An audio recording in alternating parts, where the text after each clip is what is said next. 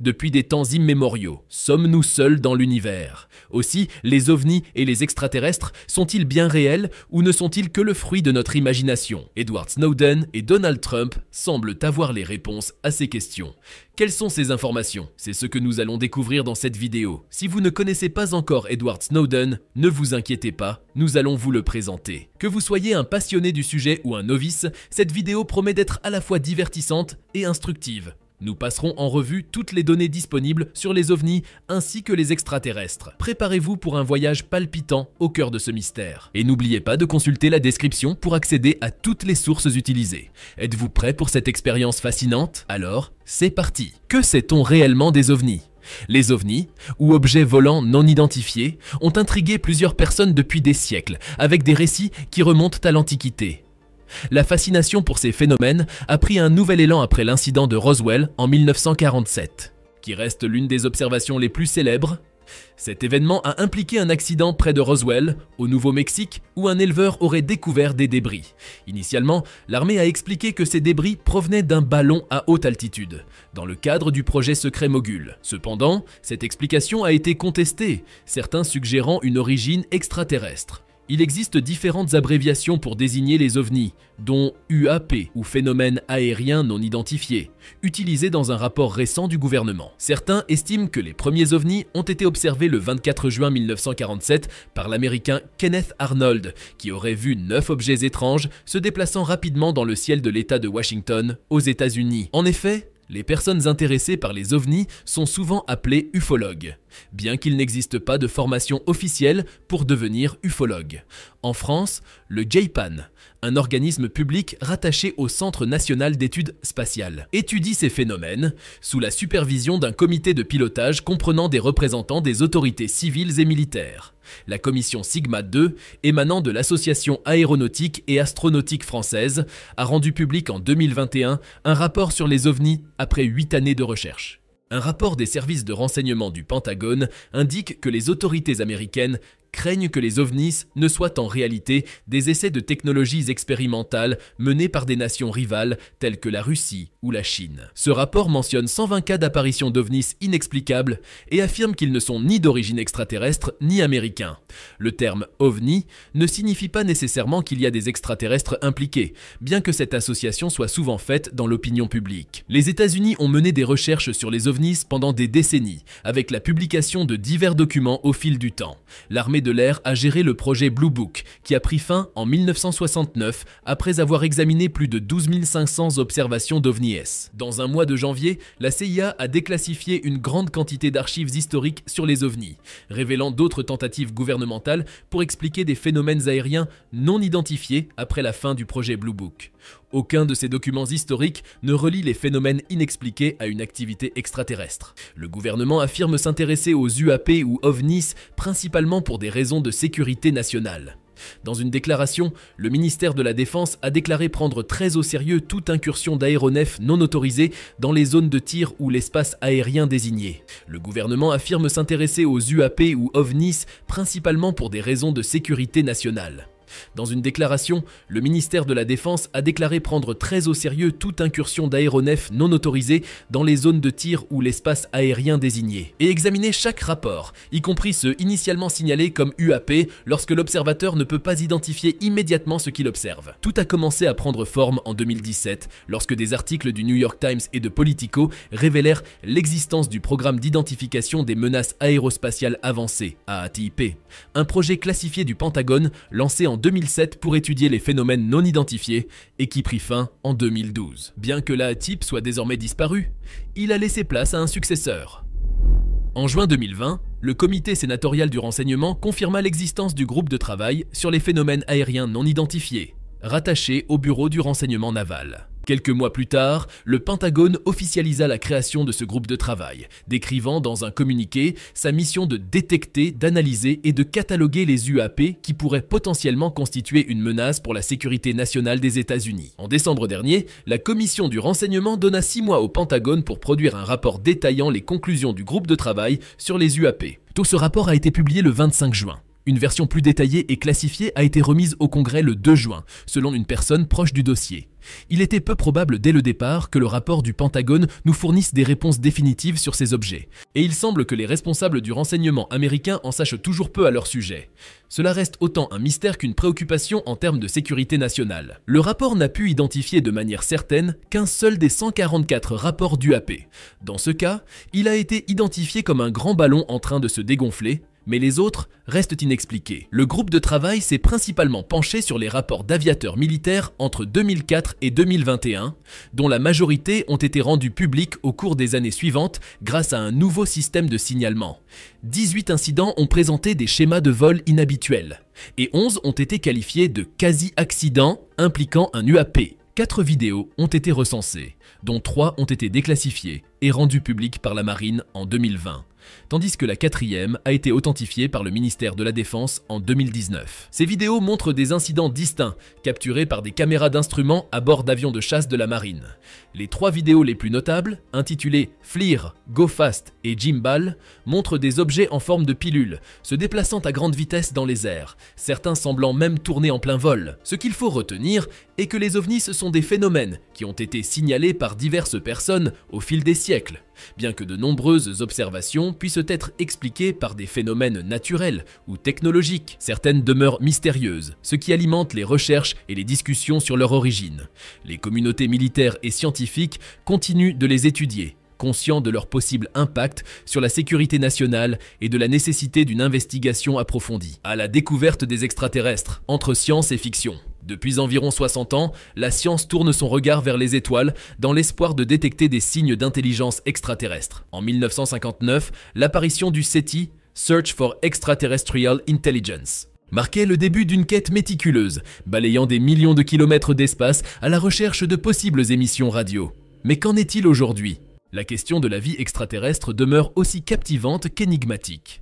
À chaque découverte d'une planète potentiellement habitable, telle que Proxima b, notre imagination s'éveille. De même, la détection en 2017 d'Oumuamua, un objet d'origine extrasolaire, a suscité des débats passionnés, certains experts allant jusqu'à évoquer une possible sonde extraterrestre. Malgré les critiques, certains continuent de nourrir l'espoir de trouver un jour une forme de vie extraterrestre. Le 20 juillet 2015, Stephen Hawking a lancé la fondation Breakthrough Listen, dotée d'un budget conséquent, dans le but de rechercher des signes d'intelligence extraterrestre dans les profondeurs de l'univers.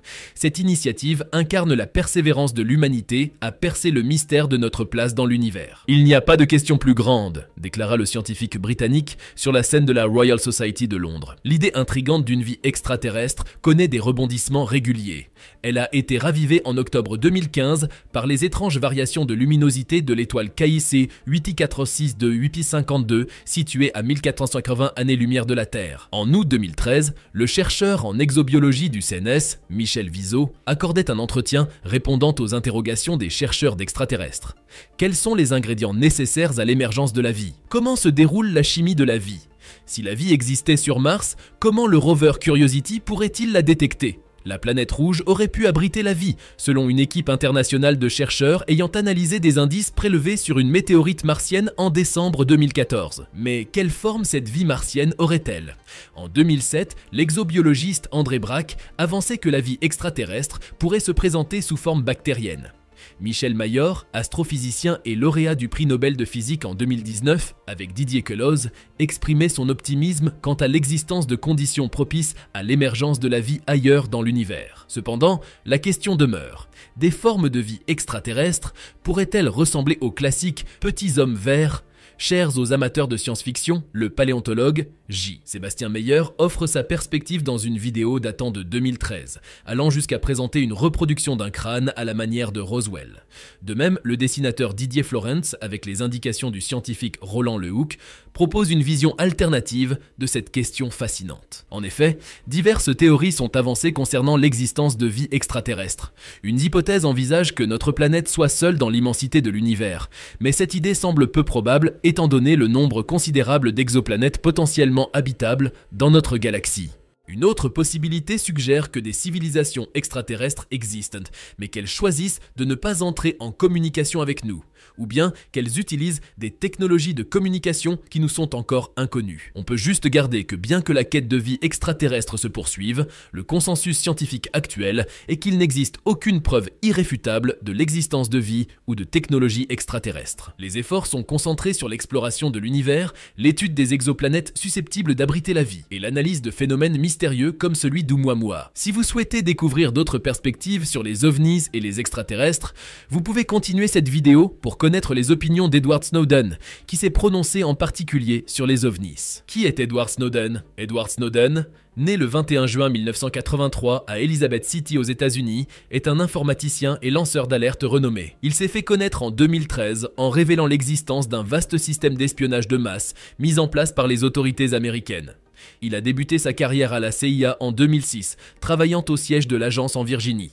Par la suite, il a été muté en Suisse pour superviser la sécurité des réseaux avant de rejoindre la société Dell en 2009, où il était chargé de la maintenance des systèmes informatiques pour la NSA. En 2011, il est retourné aux États-Unis pour devenir consultant en cyber-contre-espionnage pour la CIA. Toujours chez Dell, à partir d'avril 2012, il a commencé à collecter des documents sur les programmes de surveillance électronique, estimés entre 50 000 et 200 000 documents classés top secret. En mars 2013, il a rejoint le cabinet de consultants Booz Allen Hamilton, travaillant comme administrateur système pour la NSA à Hawaï, spécialisé dans la surveillance de la Chine et de la Corée du Nord. Pendant son séjour là-bas, il a continué à rassembler des informations.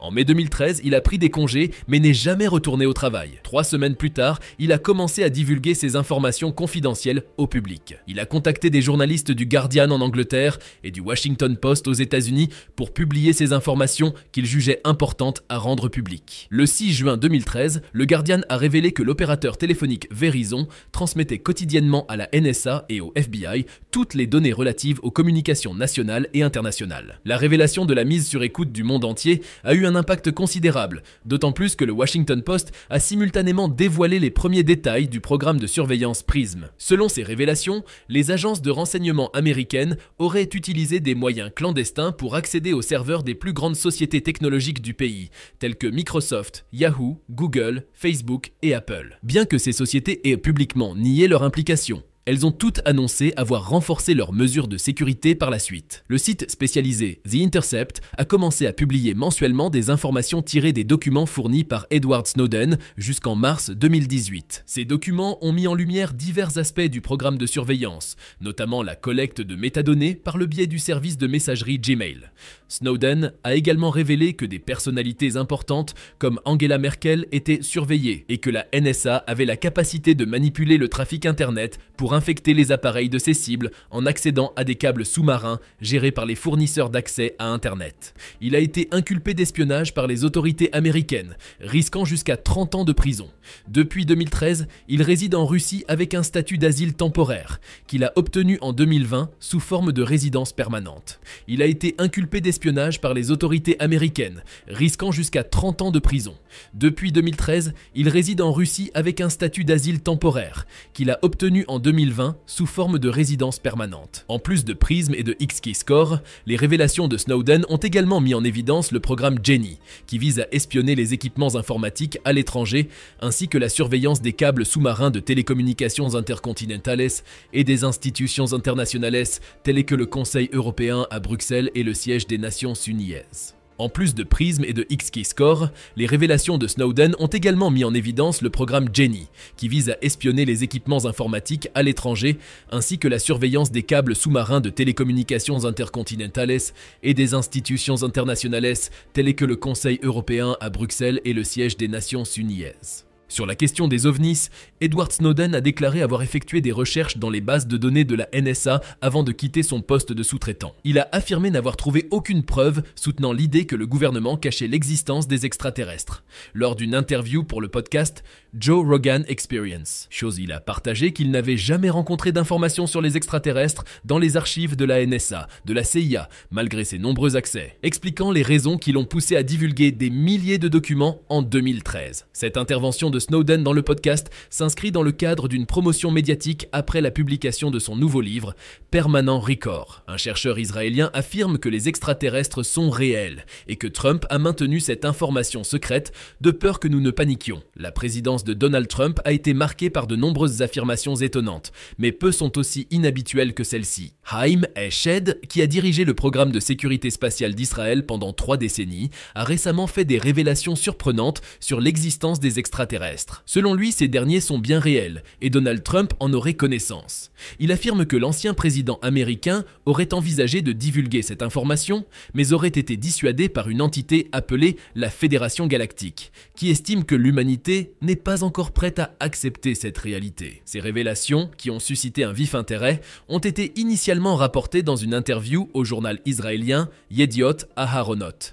Eshed explique que cette coopération entre les États-Unis et les extraterrestres inclurait même une base secrète sur Mars, où des astronautes américains travailleraient aux côtés de représentants extraterrestres. Ces informations, bien que sensationnelles, ne sont pas nouvelles pour Eshed, qui les a déjà présentées dans son livre intitulé The Universe Beyond the Horizon. C'est déjà la fin de cette vidéo. Merci de nous avoir suivis. Quelle est votre opinion sur les ovnis et les extraterrestres? Et que pensez-vous des révélations étonnantes du chercheur israélien concernant Donald Trump? Nous sommes vraiment impatients de connaître votre point de vue. Alors n'hésitez pas à nous laisser vos commentaires. Si vous avez apprécié notre contenu, nous vous encourageons vivement à vous abonner et à activer les notifications en cliquant sur l'icône de la cloche tout en laissant un pouce levé. À très bientôt.